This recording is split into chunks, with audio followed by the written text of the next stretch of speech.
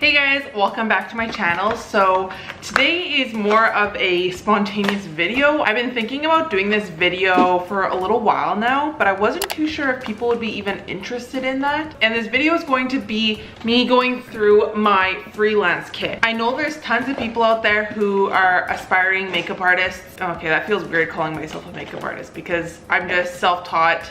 The University of YouTube. So I don't know, it's weird calling myself that, but I mean, like, I've been doing that for about 2 years now. So I feel like my kit is very condensed and precise of what I need and what I bring with me. If you guys are people that really want to get into the artistry of makeup and want to start doing it on other people, the stuff that I keep in this kit, I truly do believe in because I am putting it on other people on very special days. So if you're someone who wants to get into freelance and being a makeup artist on the side or making that your full-time gig, but you don't know where to start, I feel like this video will definitely help. And especially when you want to get into something like this, it can get very, very pricey because you are pretty much doubling everything you have in your own collection, because if you do it more often, it's very time consuming to be always repacking a kit. This kit, I never take anything out of it. So this is what I use for my clients. I never personally use anything out of this kit. I have separate brushes, separate sponges, separate makeup that I use in there.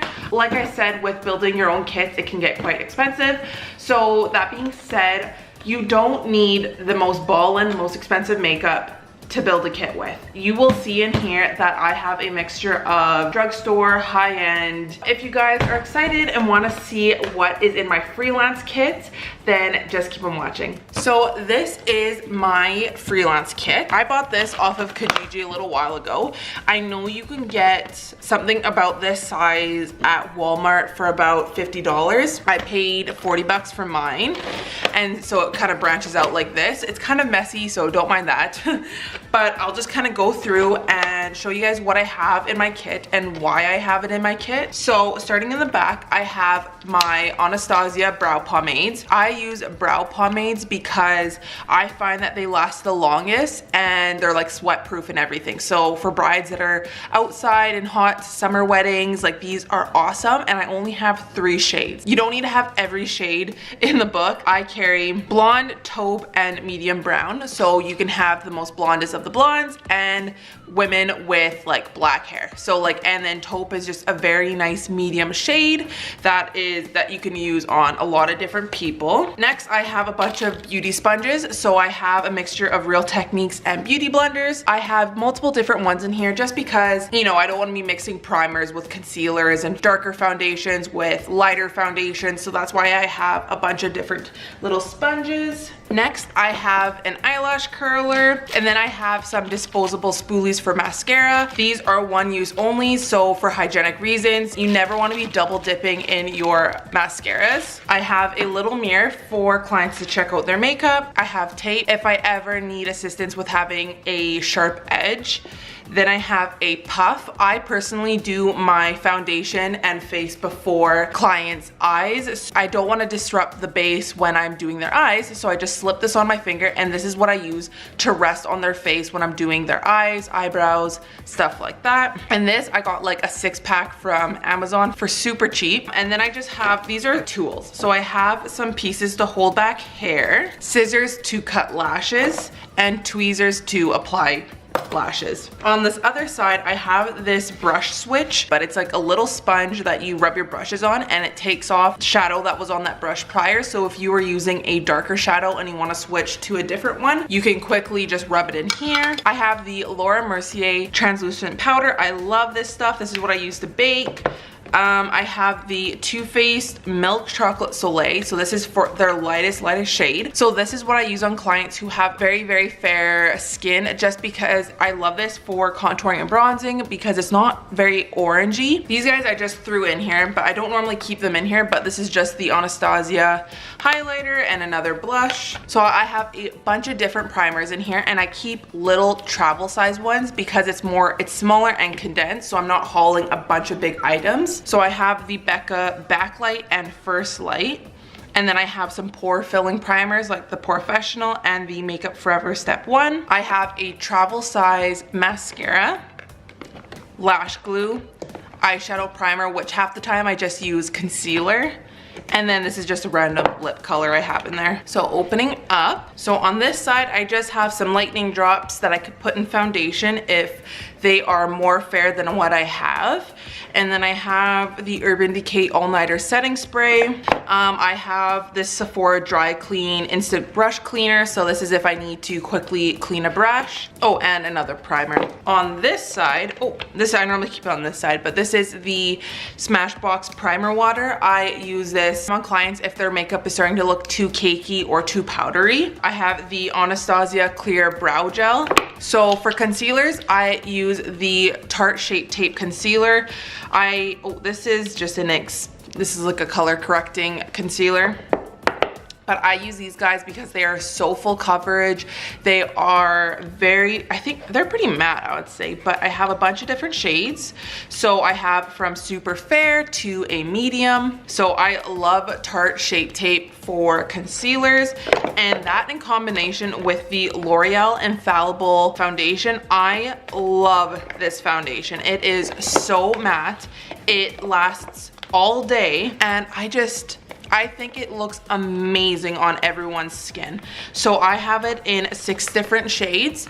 I actually need to fill up on a few of these, but these are amazing. They say 24 hours, which I don't recommend wearing your makeup for 24 hours, but I mean on wedding days when you are in your makeup literally for probably 16 to 18 hours, you need your makeup to last. And so the L'Oreal Infallible in combination with the Tarte Shape Tape is amazing. Underneath here, I'll do brushes last. This is almost like a mixing tool. This is just like a little tool I got off of Amazon. So I mix foundations, I put my lash glue on here, I put primers on here, and this is what I just work on instead of putting it on my hands.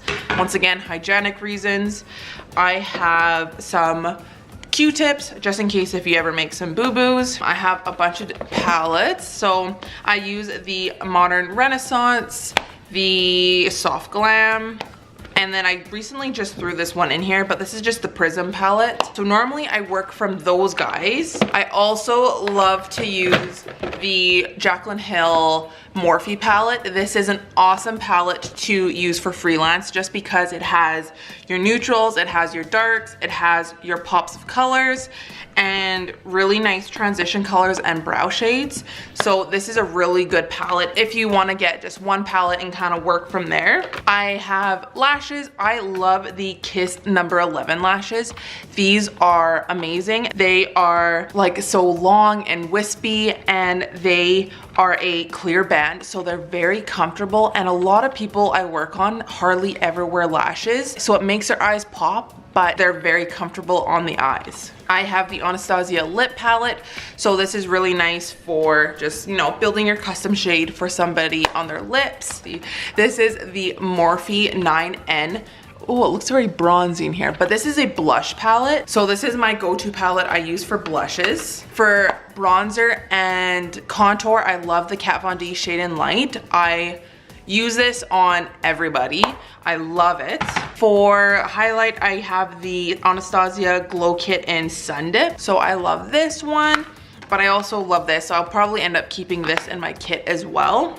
And then for brushes, this is super like ghetto looking, but this is just what I store my brushes in since I can just roll them up and throw them in here. But I have a set of brushes. So I have a powder brush, contour blush, contour, like a little mini concealer, foundation, highlight, under eye, another contour, foundation, and bronzer. So I just have a few options, and you can tell that I don't have a lot of face brushes because once again, when you're traveling constantly, you want to pack light, but you also want to have the essentials. So on here, this is my eye kit. So bottom row, tons of fluffy crease brushes.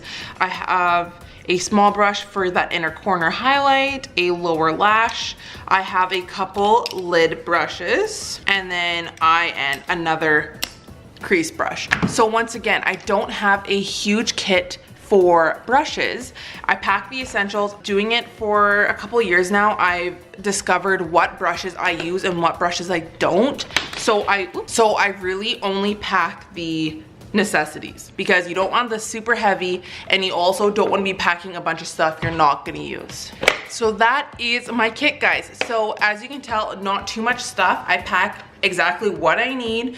I have multiples of my concealers and foundation and sponges, and the rest of it are my go-to products. And then also, as you can tell, a lot of my stuff is travel size.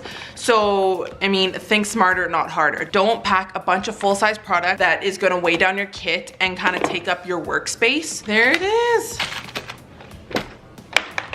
Alrighty, so that is everything in my Freelance makeup kit. I hope you guys enjoyed this, or I hope you guys kind of took a little something from it. Like I said in the intro, you don't need to have the most ballin' big kit. You don't need to have the most expensive kit. You just have to find something that works for you. So lastly, what I can kind of give tips and advice for people who want to build a kit or get into doing makeup on other people, you have to invest in building your kit. You kind of have to look into investing into like smaller things like spoolies and one-time use items. Lashes, you always have to kind of invest in those. If you want to overpack, you can, especially starting out, trying to figuring out what works for you, what you use, what you don't use. Oh, and then my biggest tip I would say is pack tiny travel size items. So if you're packing smaller items, you can pack more in your kit. I don't know, this was kind of like a very spontaneous